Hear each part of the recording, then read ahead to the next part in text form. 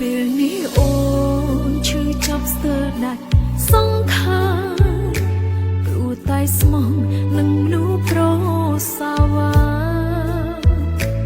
បងទុកចោលឲ្យអូនឈឺទឹកភ្នែកដេកសោកាស្មងយ៉ាងណាក៏ជីវ៉ាមកនៅតែក្បត់បងអ្នកក្បត់ខ្ញុំស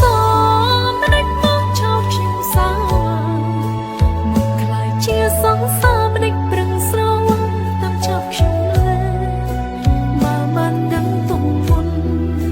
មិនឲ្យមានថ្ងៃនេះមិនឲ្យមានស្នាមព្រះព្រោះតែប្រក្បត់ដូចជាមកបងអ្នកក្បត់ខ្ញុំសបែរជាដើរគូកុំសុទ្ធតែស្មោះរួចចូលចាប់បែរចូលឈ្មោះក្បត់ទាំងមិនដឹងខ្លួនបងតែងដើរប្រាប់គេអត់យូរធ្លាក់លើអូ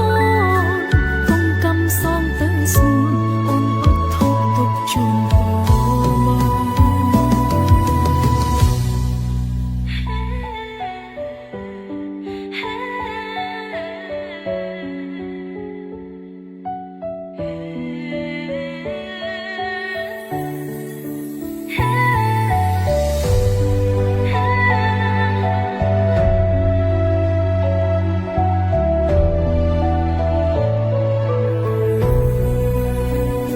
ពេលនេះអូ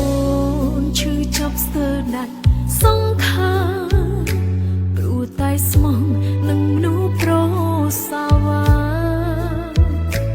បងទុកចោលឲ្យអូនឈឺទឹកភ្នែកដេកសោកាស្មងយ៉ាងណាក៏ជីវ៉ាមកនៅតែក្បត់បងអ្នកក្បត់ខ្ញុំសមិនដេចមកចោលខ្ញុំសោ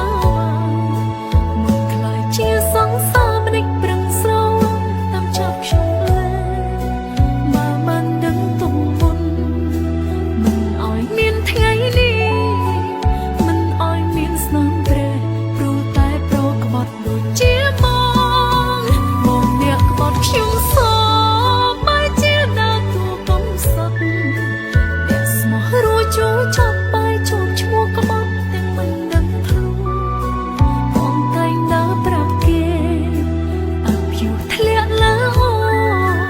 កុំកំសងទៅស្នួនអូនអត់ធូបទុកជូនបងអ្នកក្បត់ខ្ញុំសមិនដេចមកចោតខ្ញុំសោមុនខ្លាយជាសង្សារមិនដេចប្រឹងស្រវឹងតាមចាប់ខ្ញុំលែបើមិនដឹងទុកមុន